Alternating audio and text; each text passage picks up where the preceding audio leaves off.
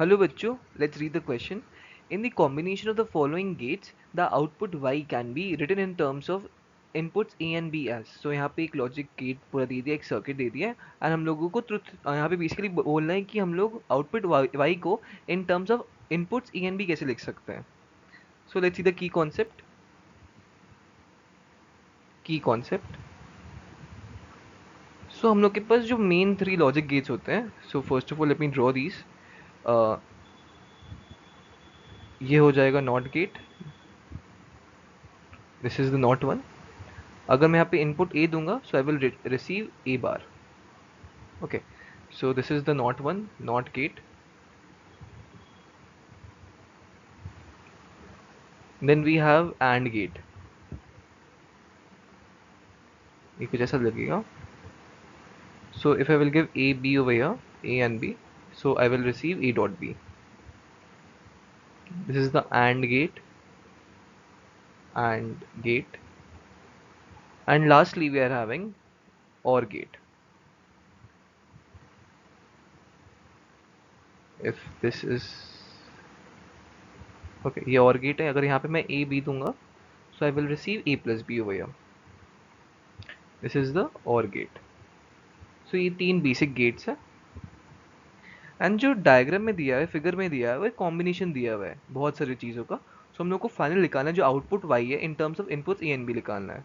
So we will use these three things only. This is the key concept. We'll use these 3 diagrams so as to solve the question. So let's solve it. So जैसे यहाँ पे a दिया हुआ है, ये तो AND gate है. This is the AND gate. This is the NOT gate. These are NOT gate and these are the AND gates. मैं मार्क ही कर देता हूँ. This is the NOT one, this is the AND one, and this is the OR gate. ठीक है. सो हम लोग mark करते हैं.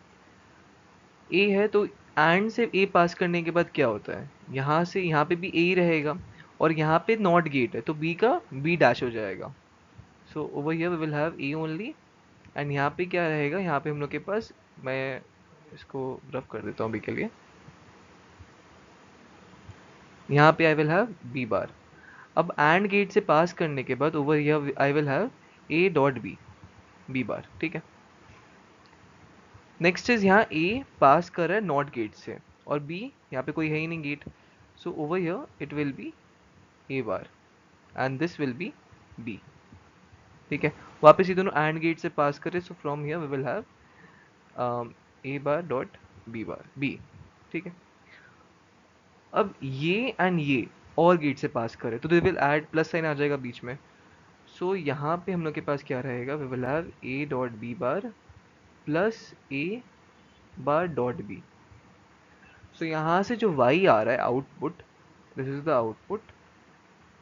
इन टर्म्स ऑफ द इनपुट क्या आ जाएगा, this is equal to A dot B bar plus A bar dot B.